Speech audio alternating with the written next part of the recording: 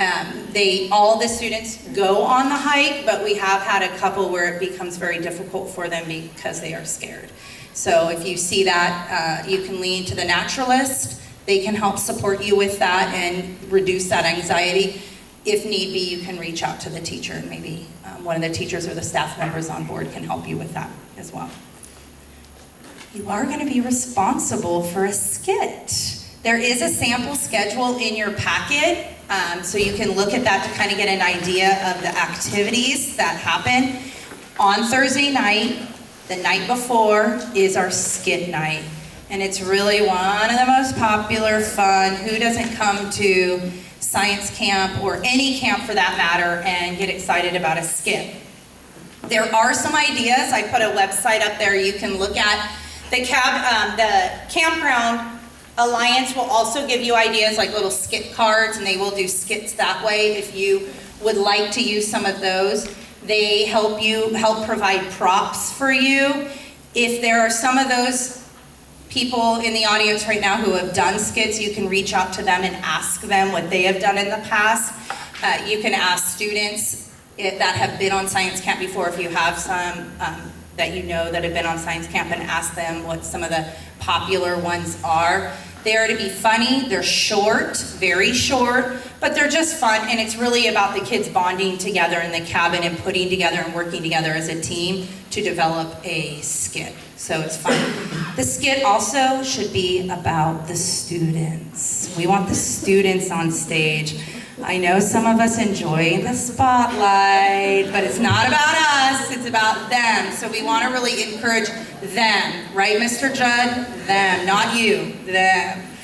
So be sure to encourage them. We want as many of them participating. We don't want to put them in a place where they are uncomfortable, but try and find a role or a way that they can participate, even if they don't want to be one of the main people. But you also don't want one person to take over the whole thing. You want as many of your cabin members participating in one way, shape, or form. There, in that sample schedule that you look at and you go over, there are breaks for you. Please take advantage of those breaks. There's breaks for you specifically, meaning just you. You don't have to be in charge of students. There's also breaks like flat on back time, where you bring students back, and they call it FOB. Please take advantage of flat on back time. That shouldn't be a time where kids are being rambunctious. That's a time for you to relax, decompress. It's not that they can't talk, but really take advantage of that. Some of them might relax more, but they can quietly work or quietly talk, but you're gonna wanna decompress and use that time. So take advantage of them when you can. And then when there are activities, you will get a schedule.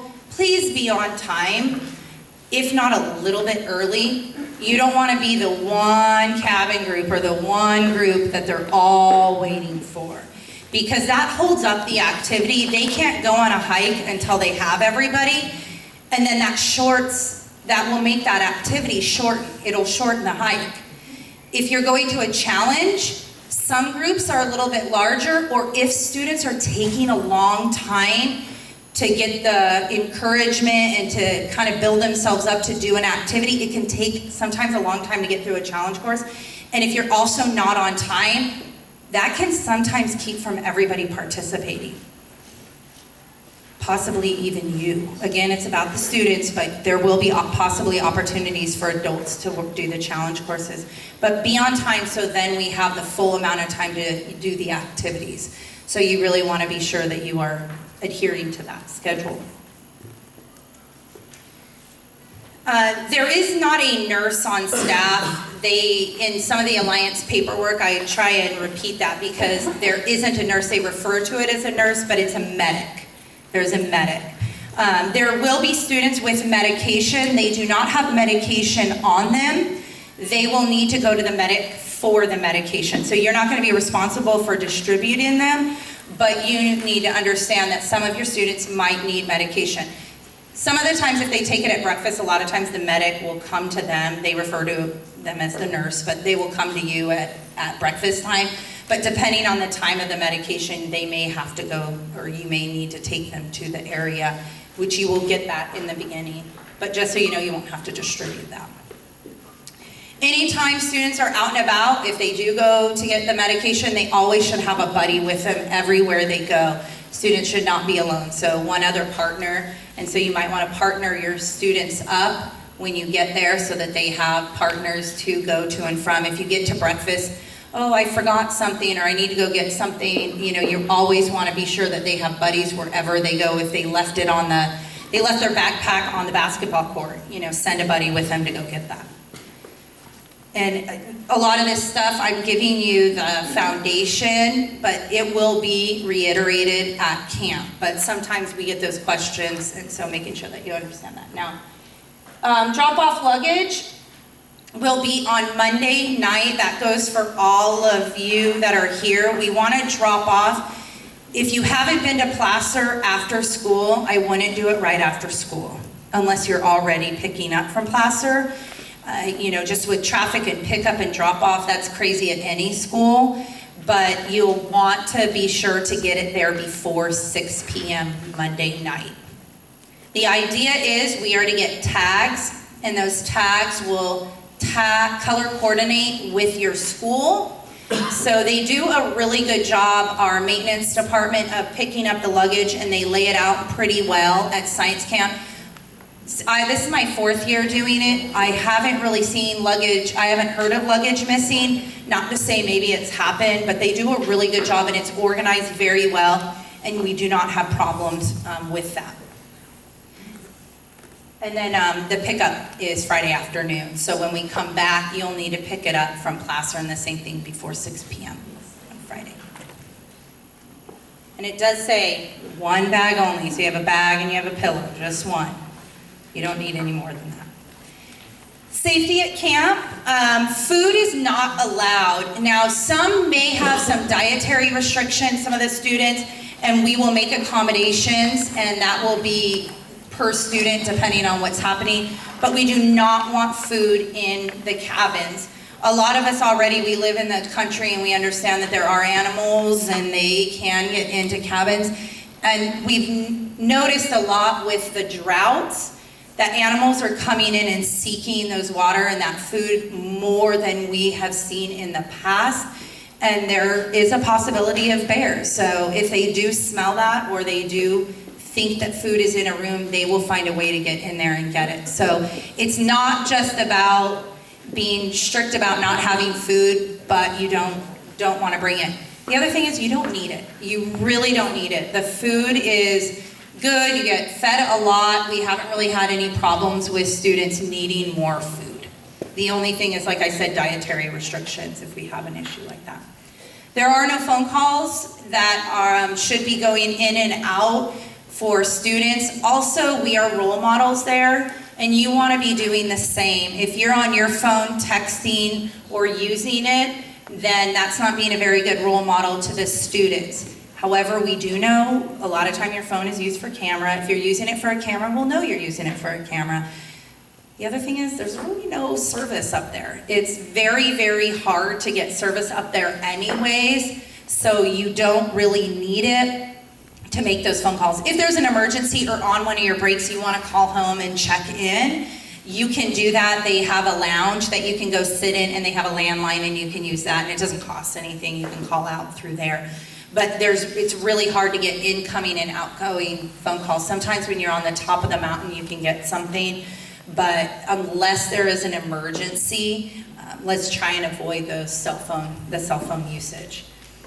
There is disciplinary policy that's up there. They do have rules and expectations. The rules that are here at your school site will be the same that are over there. It's not any different. There just might be some different expectations because of where we're at. And that will be taught to the students, that they will go over, the naturalists will go over that with the students, as well as you will go over that within the cabin. But, you know, some of them kind of quickly to share with you is you're not to go into other cabins. Even if there are other girl cabins, just avoid it all the way across the board. That will just keep from any issues happening or any speculation of anything. Just stay in your cabins. A student can stay on the outside if they're waiting, but for the most part, you're gonna be going as cabin groups to and from everywhere, so there's really no reason. But if somebody grabbed your sweater and they need to go and get the sweater, they wait outside the room and they can get the sweater that way. Just using that as an example. But don't go in any of the cabins. There are behavior contracts that the students are signing. We have yet to send, since I've been on the trip, we haven't sent students home. I've been in Loomis Union School District for 4 years, but even prior to being in Loomis Union School District as a teacher and going on camp myself, it's very, very,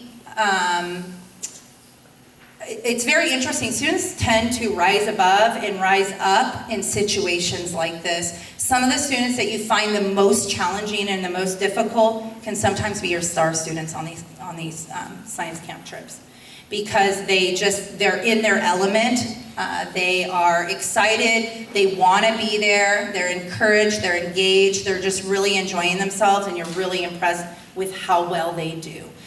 We have not had a lot of problems, but you expect the worst and hope for the best. And maybe some of that is because we've had such great chaperones that come and really do a good job with the kids and work well with them. The naturalists will be there to help with a lot of those behaviors, not just you. They do give out what they call steps.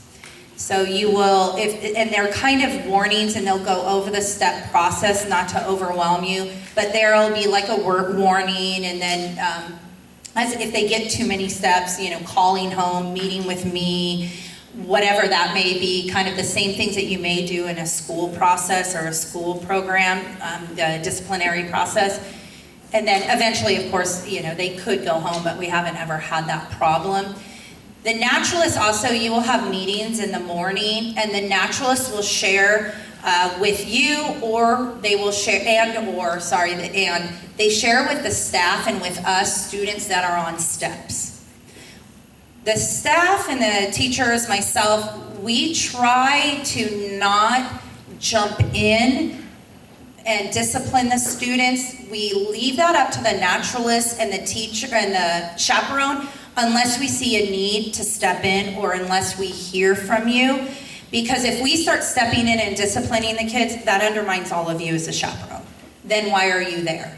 So we will look for you to help with that, but if there is something, we're there for support. We want to be there for you, but we don't want to undermine what you're doing, and we don't want to undermine what the naturalist is doing. So just keep that in mind. But if we hear that they're having steps, maybe myself or one of the teachers will shadow that group, because they see that there might be some problems happening, and if we need to remove a student or discuss it with the students, we will do that, and we'll step in. So we will encourage that.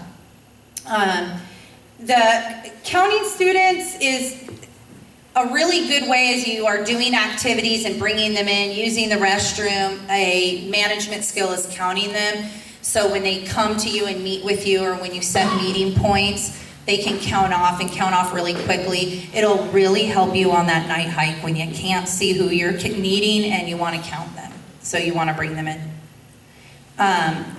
Visitation of parents. This is something that came up a little bit more last year, and it's becoming a little bit more prominent. We're not keeping parents from kids. If there is someone outside of the chaperone group that comes up, we are hoping that they let the teachers know that they're interested in coming up and visiting their child, or let the principal know that they're coming up and visiting their child. It isn't that it's not allowed, but it's really not necessary. Some of them, they just want to come up and see what science camp is all about, and that's okay. But if you see that a parent shows up in your group, you want to make sure that maybe you touch base, whether it be a naturalist or a staff member or myself, that they have checked in.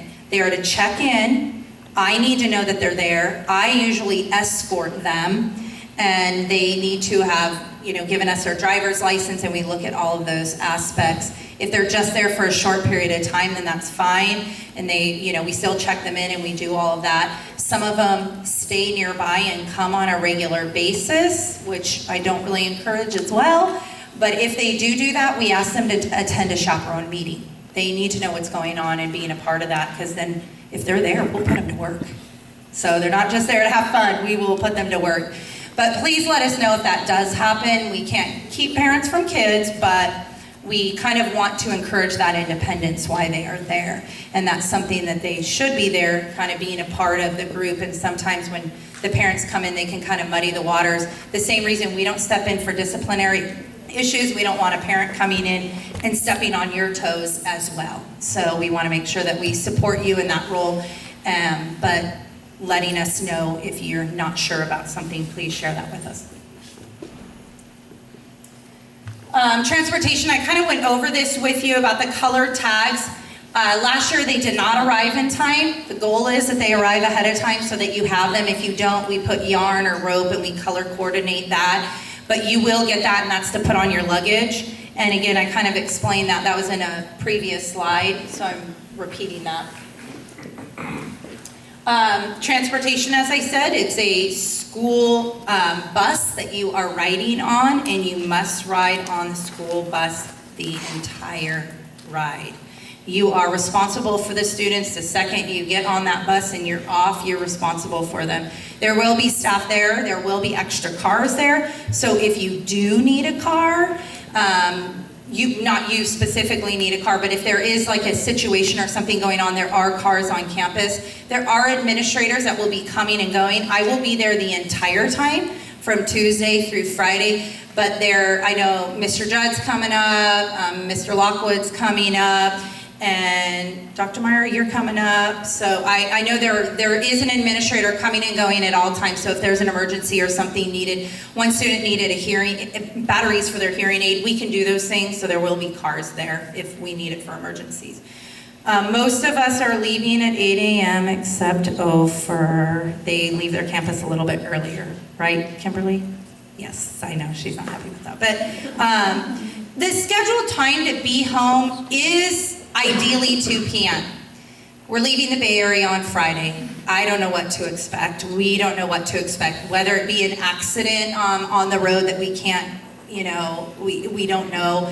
We don't know what's gonna happen. So we try for 2 p.m. So the staff and administrators are contacting the secretaries, who are then feeding information out to the parents so they know when to arrive. So you don't need to be texting all the parents telling them, we're late, we're this and that. We will take care of that, we'll do that. But just so you know, we try for 2 p.m., but don't plan on having an appointment at 3 p.m. Because my guess is that just might not happen. We try very hard, but you don't know what's gonna happen. When do we get when we take responsibility of our little group of minions? When you find out who they are, that's a great question. Well, not really so much when we find out who they are, but I mean, right when we get on the bus, okay, these kids are yours, is that how it is, or you know what I mean? That is a good question when you go into your breakouts to ask the teachers in the breakout. They can give you a little bit of a better idea. The reason I want to answer that is a lot of schools do it differently, so they'll answer that. So I don't know how they'll do that, but that's a good question, so you can ask that. There is paperwork for you to fill out. Ask the teacher when you get into the breakout session when they would like that paperwork back from you. We do need it prior to science camp. Every chaperone needs that. And I know some of it is redundant, but that's what we need from each of you. Again, the expectations, you're a role model. Please keep to the camp rules, as well as the school rules. They are applied. Encourage positive attitude. We're there to be positive and have a good time. The more positive you are and happy you are, you will spread that throughout. You're smiling and excited, they'll be smiling and excited. But if we're not, and we're not having that positive outlook or that positive look on something that may be a difficult situation, we really want to try and spin that, because if we're not, that can bring the rest of the group down. So we really want to encourage that positive attitude and spread that. This is about the students. We want the best experience for them. We want them coming back, talking about what a great experience this is. I went on camp. I went to camp when I was younger. I don't know if all of you did, but I have a very positive experience and I remember it. It's something that you take forever and it's a memory that you have forever. So please, please encourage and have the best experience and get them involved as much as you can and have fun with it. You want to develop a sense of community. For those of you who have done science camp before, sometimes the science camp chaperones bring a little bit of something, whether it be a bandana, the same color bandana that they all wear, and they kind of shows that community and coming together. One year, I think it was at Franklin, they all had like Elmo or Grover hats or something. So some of you are very creative. Some do little mini backpacks that they decorate or little bracelets. But talk to other chaperones or in your breakout sessions, they might be able to share some ideas. But really bringing that sense of community. The skit will do that too for them. But you want to bring that sense of a community for them. And explain about our students with the needs and that of the support staff. Anything that you see that you need us to know, share, and we will also do the same. And thank you. Thank you for being here. Thank you for signing up. Thank you, thank you, thank you for everything. This is, for a lot of you, I know you're taking off vacation time from work to be able to do this. And we really appreciate it because we really could not do it without all of you. So thank you for being here and being a part of this group. You guys will forever be bonded as well, especially as your students move onward and upward. So I can answer some of the questions. I may not be able to answer all of them, and then I want to get you into breakout. So is there some general questions for the group that I can possibly answer? Say that again? Mosquitoes, we need to spray or... Yeah, sometimes there are mosquitoes. I've noticed mosquitoes have been worse this year. I don't know, but what do you guys, I don't always feel like there's a ton of mosquitoes really, right? Yeah, there's not a big issue with that. Any other questions? Okay. Oh, yeah. Oh, thank you. Yes, you will take a stop. You each do take a stop, and it's the one right before Vallejo, the park there, Magic Mountain. What's it called? Oh, that rest stop. Right. Yeah, that rest stop right there. Everybody stops there on the way there, and everybody stops there on the way back. So thank you. Good question. One stop, yeah. Yep. Happy hour for the chaperones, what time? No. Sorry. Friday, VC, hopefully 7, I don't know. Breakout sessions, I'm gonna break you guys out and we'll start